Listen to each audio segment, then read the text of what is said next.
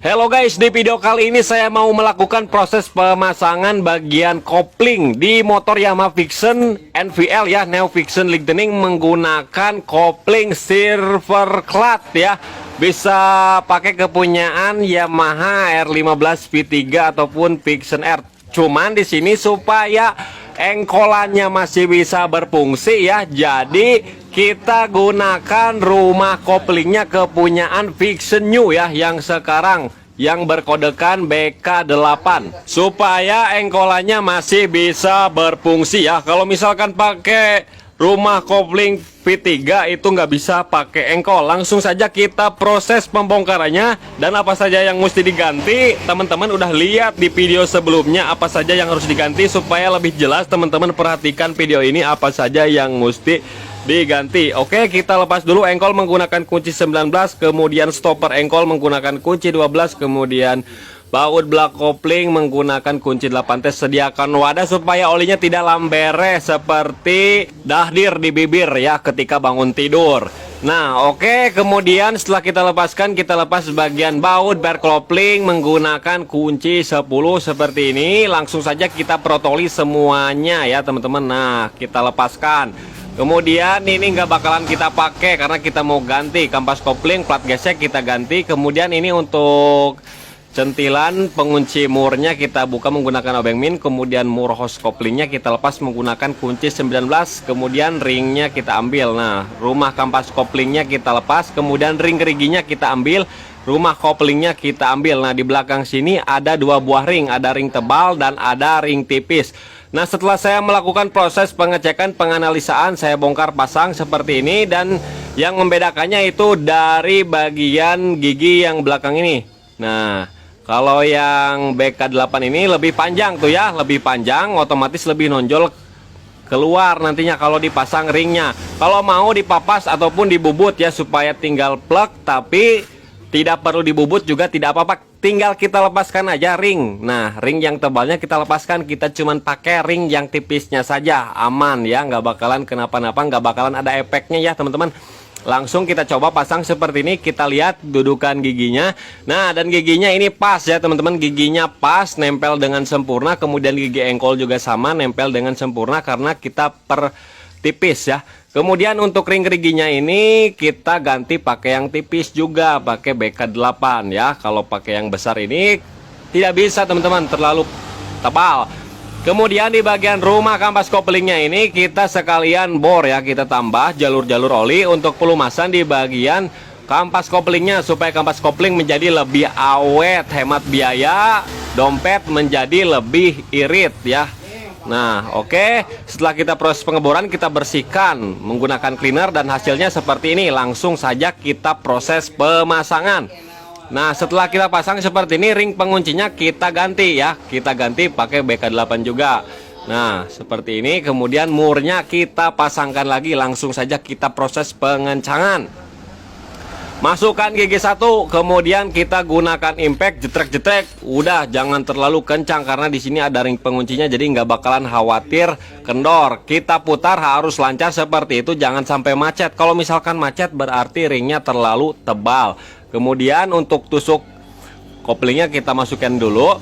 Kemudian untuk setut koplingnya yang ini kita buka dari yang lama karena sama ya, kodenya sama, bahannya sama, dimensinya sama. Nah pasangkan ke tutup yang baru. Kemudian untuk kampas koplingnya harus ganti yang baru. Untuk kampas kopling bisa menggunakan Vixion R silver clad, kemudian R15 V3 sama ya. Nah kode BK8. Nah ada 3 biji, ada yang besarnya 1, yang kecilnya 2 ya teman-teman. Kita langsung keem pakai oli ya supaya bagus. Kemudian ini plat geseknya kita ganti juga. Nah plat geseknya kita ganti, yang besar 1, yang kecil 1, sama mau pakai V3 juga bisa. Nah oke, kemudian ringnya di sini ring. Nah ringnya harus dipasang nih. Ini kan nanti main ya, jadi ring ini harus ada. Kalau misalkan gak ada ringnya nanti seret ya, karena dia main nantinya. Nah langsung kita proses pemasangan kampas kopling. Kemudian untuk plat geseknya ada yang tumpul, ada yang tajam. Yang tumpul ke dalam, yang tajam keluar. Kemudian pasang lagi kampas koplingnya ya. Nah kampas koplingnya yang cerah di dalam. Nah seperti ini yang cerah ya.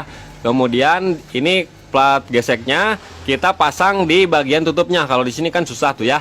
Nah, kita pasang di sini. Nah, pasang plat kopling yang agak hitam, kemudian pasang plat geseknya yang tajam menghadap keluar sama ya. Kemudian di sini untuk proses pemasangannya bebas. Kemudian pasangkan dulu pelor baja. Kemudian untuk proses pemasangan tutup koplingnya ini bebas ya teman-teman, karena tidak ada topnya. Mau digusar geser juga boleh-boleh saja karena bebas. Nah, seperti ini masukin, yang penting kampas koplingnya dipasin ke coakannya. Nah, sampai plek. Nah, ini udah masuk ya teman-teman. Kemudian tinggal kita pasang per koplingnya ya. Nah, per koplingnya juga pakai Yamaha mau Vixion R ataupun R15 V3 sama saja. Nah, ini baru semua pokoknya ya, langsung saja dipasang seperti ini. Kemudian sama platnya juga ini dipasang nih. Nah, platnya dipasang, kemudian bautnya juga diganti.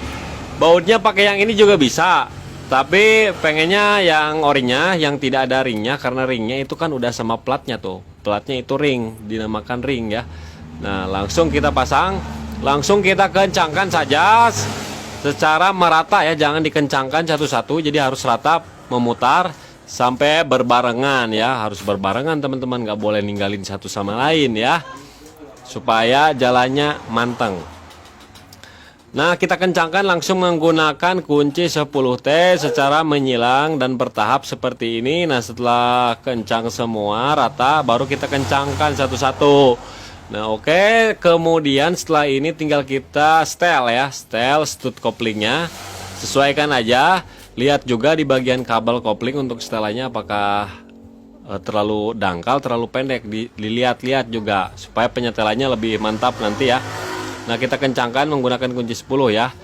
Nah, kemudian tinggal kita tekan-tekan koplingnya dan berfungsi dengan baik tuh ya. Bisa kita lihat sendiri sudah berfungsi dengan semestinya. Kemudian jangan lupa diputar-putar rodanya, masukin gigi 1, putar, kemudian lepas kopling, mantap. Kemudian putar lagi, waduh ini udah pas, dan space tidak ada banyak ya, mantap pokoknya.